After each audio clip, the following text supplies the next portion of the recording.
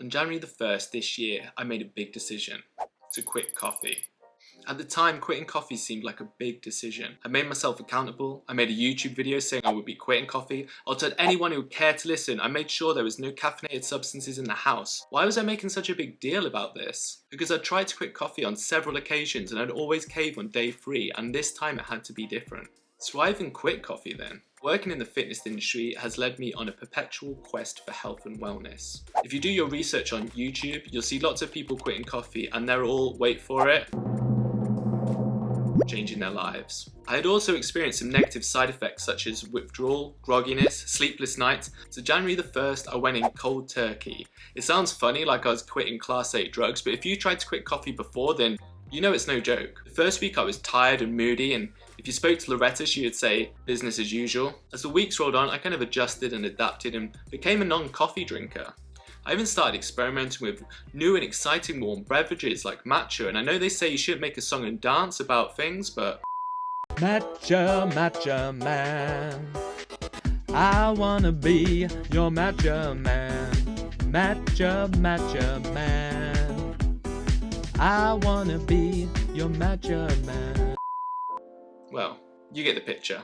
As the months rolled on, I settled into the year as a non-coffee drinker. Then a month ago, something happened. Me and Loretta were out shopping in town and we just kind of went into a coffee shop, and without even thinking I ordered a coffee, and as the coffee touched my lips I felt the warm tingling sensation run through my body like I was acquainted with an old friend. This was short-lived as I realised what I had done and that the future presented headaches and a sleepless night. However, the next day I was greeted with nothing. No headache, no sleepless night. What was this wizardry, I thought to myself. Slowly over the next couple of weeks I transitioned to the dark side, or the dark roast side as I like to call it. If you know me or if you watch my channel for a while, you'll know that I kind of have an all or nothing personality, which can be a good thing, can also be a bad thing, and with coffee it definitely turned out to be a bit of a bad thing. So what's changed? How can I drink coffee now and not suffer all the consequences I dealt with previously? In the new year, I also experimented with my evening and morning routine. Another series on YouTube with the It Changed My Life title at the end of it, but it literally changed my life, and I did make a video about that. If you haven't watched it, I'll link it up here for you guys. Before you start panicking and thinking you're gonna have to get up at 5 AM, start taking cold showers and meditating to open up all your chakras, the changes weren't that drastic. I have tried all those things and they weren't for me. The changes I have made are very subtle yet very powerful, and I think they can benefit you as well. Each morning is very similar. I start doing some gentle stretching and some mobility. I then do some meditation and some gratitude, and this sometimes takes 20-30 minutes. This can sometimes take 5 minutes. I'm only human and it kind of depends how I feel that morning, but it definitely sets me up in the right frame of mind. Secondly, I started implementing an evening routine, which is something fairly new and I haven't made a video about, so I thought it'd be useful to share on here. And it's something very simple and effective and kind of happened without even really thinking about it. So a couple of months ago we moved house, and as we moved house we made a very important executive decision, and that's not to have a television in the bedroom. I know a lot of you are probably thinking, a television in the bedroom? Are you crazy? But yeah, me and Loretta have always grown up with a television in our bedroom. It's very much just been a general part of our life. Falling asleep with a BBC Three crime thriller on and the sound of gunshots as you just slowly drift off has just been part of the norm for as long as we have known. So the first step of not having a television in the bedroom has made a dramatic effect on our sleep, which seems kind of obvious now, but at the time we never even thought about.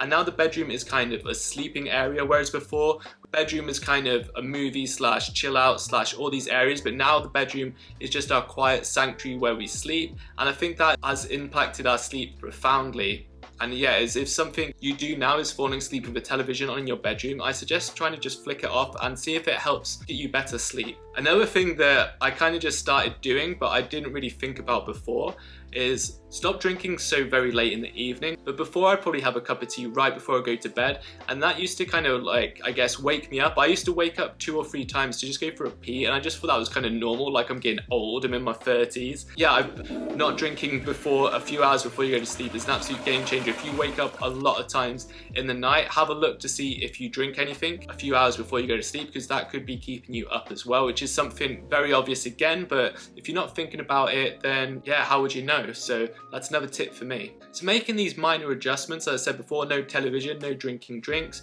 and kind of having a better morning and evening routine has enabled me for the past couple of weeks drink 2 or 3 coffees a day and not have any negative side effects, and it kind of makes sense. So if you wake up feeling groggy and tired and unmotivated, caffeine briefly solves the problem. However, over time your body does adapt. You need to consume more and more caffeine to experience the same effects, and this is kind of how people dig themselves into a hole, and this is kind of what happened to me. I was using caffeine to function, and if you're using caffeine to function because your sleep is so bad, you drink more and more and more of it, and that's when it becomes a negative impact on your life. A healthy amount of caffeine for the average person is around 300 to 400 milligrams a day, which is equivalent to 3 to 4 cups of coffee a day, which sounds like a lot, but in my peak coffee consumption, that was never enough.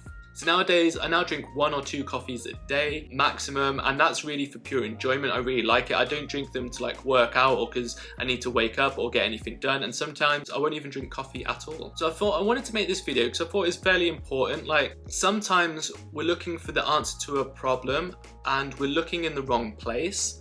Like, I was feeling tired and unenergized and unmotivated, so I was drinking coffee, and I thought stopping to drink coffee would be the solution to my problem. I was like, oh, it's drinking coffee, that is making me feel tired and groggy all the time, and I need to quit, but it's too hard, I just feel so tired. And the problem wasn't the coffee. To find the problem, we need to look deeper, and the problem was actually my terrible sleep hygiene, and quitting the coffee actually helped me realize that, because when I initially quitted the coffee for the first couple of weeks, I actually didn't gain any benefits and my sleep actually didn't get any better. So I wanted to make this video to say, if you love drinking coffee but you think you are having terrible sleep or you're always tired, you may need to do a coffee detox. It definitely is good, especially if you've drunk it for years. Like, I hadn't not drunk coffee for probably like 10 years, but it possibly stems for something else. Just drinking coffee isn't the reason you get bad sleep. There will be a deeper reason, like why is your sleep so bad, rather than all the coffee you drink. Because if it was as simple as you just drinking the coffee was giving you bad sleep, you'd obviously just quit coffee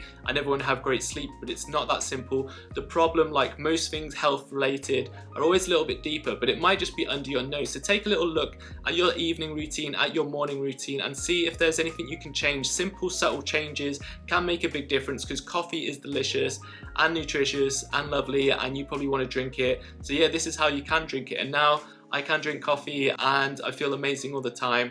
So I think that's going to be it for the video. I just wanted to share this video. Obviously, been a bit of a journey for myself. I've gone from being almost addicted to coffee to quitting to drinking matcha and coffee alternatives. Now I kind of in a place where I wanted to be. It's like not an all or nothing mentality. It's easy to quit things, but I think true life becomes balanced, and that's being able to have things you enjoy, but you know, knowing that you can go without them, and that's kind of the place I'm in. So if you're having trouble quitting coffee, you may be able to still drink coffee. You might just need to improve other areas of your life. But yeah, I hope that has helped you. I hope you have found that useful. As always, drop in the comments below if you have any questions. Subscribe if you are new, that really means a lot, and I'll see you guys in the next one. You zooming in and out. I think that should be enough anyway. I'm really happy with my footage.